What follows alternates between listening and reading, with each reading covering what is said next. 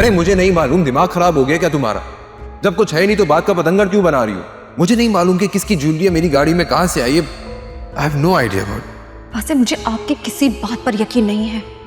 I swear to God मुझे नहीं मालूम कि ज्वेलरी किसकी है मेरी गाड़ी में, किसने रखी है, कहां से आई है। कोई लड़की नहीं है, तुम गलत समझ रही हो, ठीक है? मेरा यकीन करो।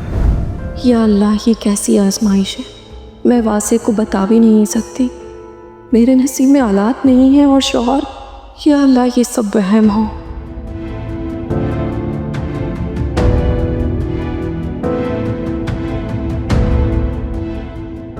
आलिया, ये मैं क्या सुन रहा हूँ? ज़ोया बाजी को असफर ने डाइवोर्स दे दिया और तुमने मुझे बताना भी मुनासिब नहीं समझा। आपने मुझे बताया कि वो ज्वेलरी किसकी थी,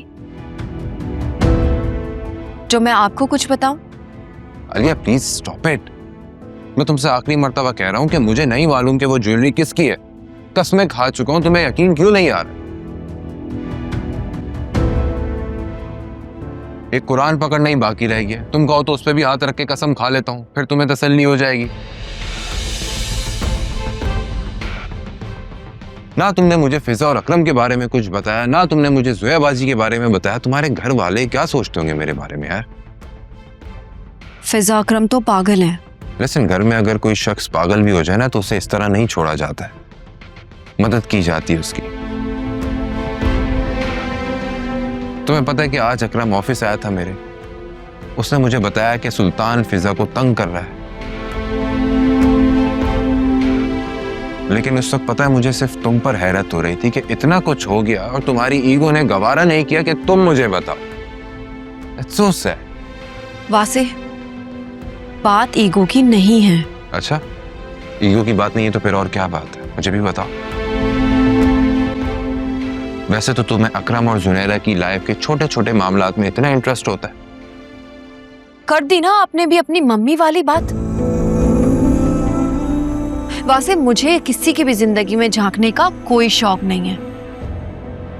देखो आलिया, मैं इस वक्त तुमसे किसी भी बहस करने के मूड में नहीं हूं, ठीक है?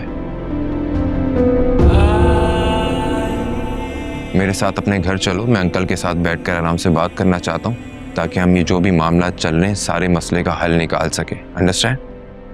चलो आओ। ठीक है, चलते हैं।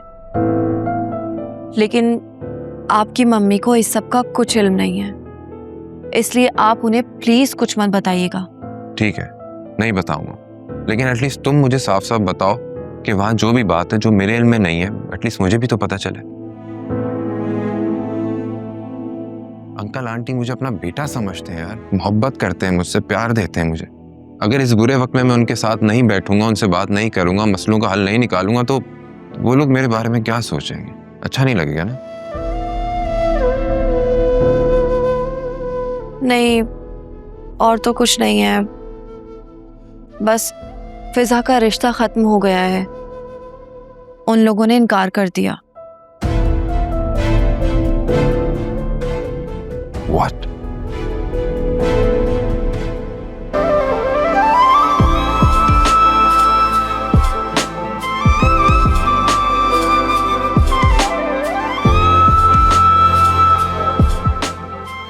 अरे ये क्या हो रहा है?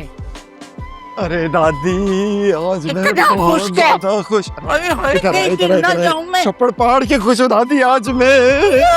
हाय अल्लाह, ऊंचे। समझ कर, तुझे नाचने का इतना शौक है? ये ले, ये ले। अरे अरे अच्छा मेरी जान, खुश हो, मगर खुशी की वजह तो बता दे। अरे दादी, जब खुशियों का मौका होता है तो ये नहीं देखा जाता कि किस तरह सेलिब्रेट करें, बस सेलिब्रेट किया जाता है। और वैसे भी आज मैं बहुत खुश हूँ, बहुत ज्यादा। अरे माशाल्लाह माशाल्लाह। अब बता दे किस बात में खुश है? आपको वो लड़की याद है जो हमें मॉल में टकराई थी? हाँ हाँ। वो आलिया भाभी की छोटी बहन है। है? वो आलिया की छोटी बहन है? आहिस्ता आहिस्ता बताता हूँ। मम्मी को ये बात पता नहीं है और ना पता लगनी चाहिए। हिटलर है, हिटलर। बिल्कुल हिटलर। आहिस्ता।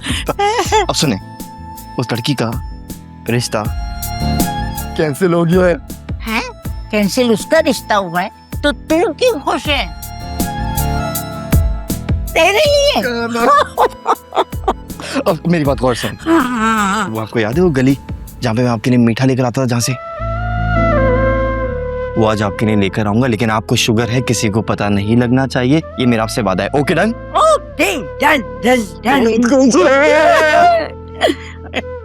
हो कर रहा है। अरे खुदा का शुक्र, घर में कोई खुशी तो आए।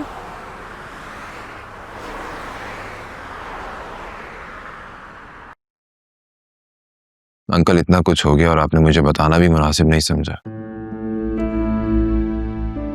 वैसे तो आप मुझे कहते हैं कि मैं आपका बेटा हूं, लेकिन आपने मुझे अपना बेटा माना नहीं। बस बेटा, इस वाक़े की शिद्दत का मुझे भी कुछ देर से ही अंदाजा हुआ, वरना हमारी साहबजादियां तो सोच रही थी कि वो अकेले ही संभाल लेंगी सब।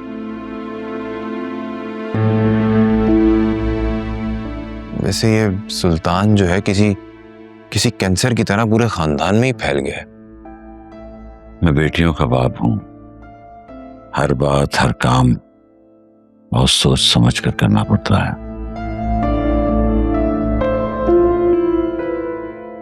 उम्मीद है तुम मेरी सिचुएशन को समझोगे। अंकल आप परेशान मत हो, जिन लोगों ने मेरी पहले मदद की थी मैं उनसे मदद मांगूंगा, इंशाल्लाह ये मसला भी हल हो जाएगा। इंशाल्लाह। बस बेटा, ऐसा लगता है कि सारी परेशानियां एक साथ ही सर पर आन पड़ी हैं।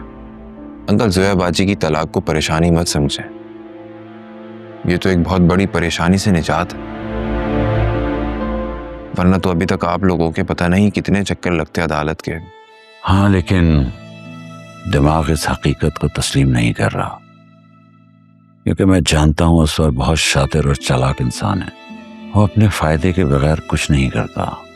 अब अल्लाह जाने इस सारे मामले में उसका कौन सा मफाद छुपा है। शुक्र है कि उससे हमारी जान तो छूट गई, वरना मैं तो मेंटली तौर पर तैयार थी कि लेन देन करके आउट ऑफ कोर्ट सेटलमेंट कर ली जाए। वैसे अंकल इसी लेन देन ने ही तो असर भाई की आदतें खराब की हैं। हाँ बेटा, अल्लाह ज़ोया के लिए आसानियां पैदा करे। आमीन आमीन। वैसे अंकल लाइफ तो किसी के लिए भी आसान नहीं होती है, इसे आसान बनाया जाता है।